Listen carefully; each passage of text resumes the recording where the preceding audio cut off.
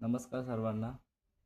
मी एक नुकतंच रेशन कार्डवरती नाव ऑनलाईन झाले नाही यासाठी तहसील कार्यालयात जाऊन एक व्हिडिओ बनवला होता आणि ती इंस्टाग्रामद्वारे प्रसारित केली होती. तर त्या प्रसारिताच्या माध्यमानंतर मला खालापूर पोलीस स्टेशनमधून कॉल आला की जे तुम्ही व्हिडिओ बनवून प्रसारित केलेत ते पूर्णपणे चुकीचं आहे. त्यासाठी तुम्हाला पोलीस स्टेशनमध्ये यावं लागेल.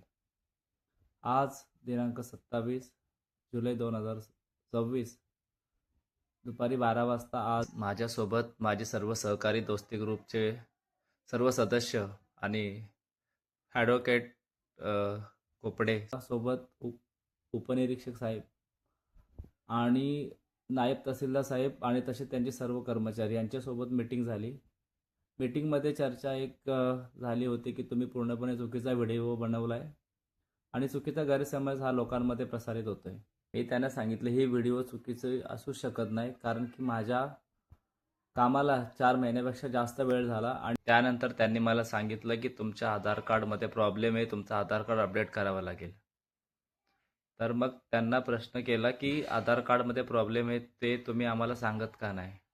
तर त्यांचं असं म्हणणं आहे की तुम्ही येऊन विचारावं लागतं, आम्ही प्रत्येकाला सांगणं अपेक्षित नाही आहे. त्याचप्रमाणे तुम्हाला एक स्क्रीनवरती आणखीन एक अर्ज दिसेल. त्या अर्जाची पोच जवळपास जून 2025 पासूनची आहे.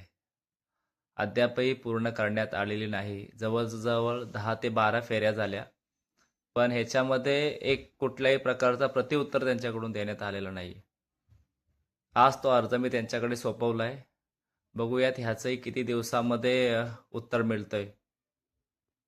मी आणखीन एक त्यांना विनंती केली आहे की जर आम्ही अर्ज घेऊन तुमच्याकडे येतो तर मग तुमचे जेवढे कर्मचारी असतील त्या कर्मचाऱ्याकडे अर्ज जाईल, त्यांनी सही करून त्या दिवसाचा तपशील त्याच्यावरती लिहावा. जर 4 वेळा जनता तुमच्या दरबारामध्ये येते तर 4 वेळा त्याच्यावरती तुमच्या कर्मचाऱ्याची सही बंधनकारक राहील आणि त्याच्यावरती तुम्ही काय काम केले हे त्यासोबत लिहावे, जेणेकरून आम्हाला आणि या जनतेला कळेल की कामकाज तुमचं कुठपर्यंत आलंय.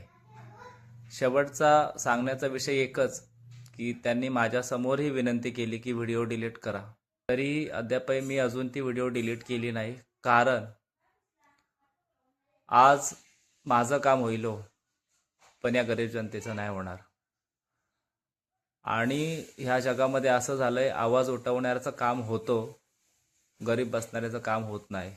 जय हिंद, सत्यमेव जयते.